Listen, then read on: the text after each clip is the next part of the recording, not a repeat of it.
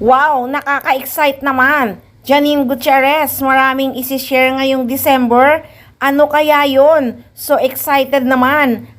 Bigla kasing nag-post si Janine Gutierrez sa kanyang Facebook account. Aniya, "Hi guys, so many things to share with you this December. I'm so excited." Bigla tuloy akong napaisip at biglang na-excite. Gusto ko tuloy mag-December na. Tungkol kaya saan ang kanyang isi-share? About Econin na kaya yon? Nako, speaking of Econin, marami talagang humahanga at naiinggit sa Econin sa kasalukuyan.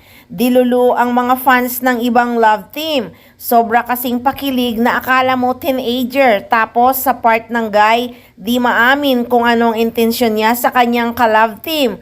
Ay nako, ano ba yan? Hirap magsalita. Basta dilulu lang sila. Hahaha. Sa bagay, baka private lang din ang relasyon ng ibang love team, no?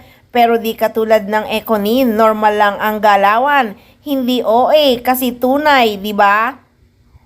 Sana nga si Jericho na ang forever ni Janino. Nako, pag kinasal siguro sila, wala nang mahihiling pa ang mga fans. Sobrang nagmamahal kay Janine.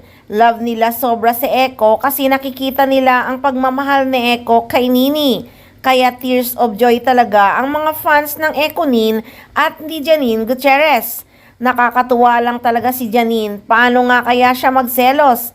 May scene kasi sila ni Janine at ni Eko na mga drama-drama nila ni Jericho.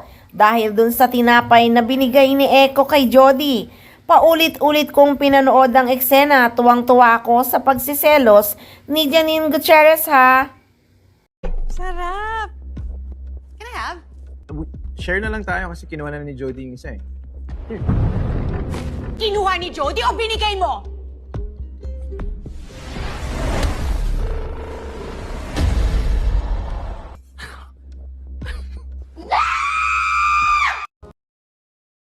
Tawang-tawa talaga ako sa eksena, inulit-ulit ko pa dahil tuwang-tuwa ako sa pagmumukha ni Ekong natulala na sinampal siya ng tinapay ni Janine Gutierrez. Ganun kaya magselos si Janine sa totoong buhay? Pero hindi, mukhang tahimik lang si Janine magselos. Hindi kasi siya nagger kaya love na love siya talaga ni Jericho Rosales. So ayan guys, merong isi-share si Janine Gutierrez sa December, kaya abangan talaga natin yan.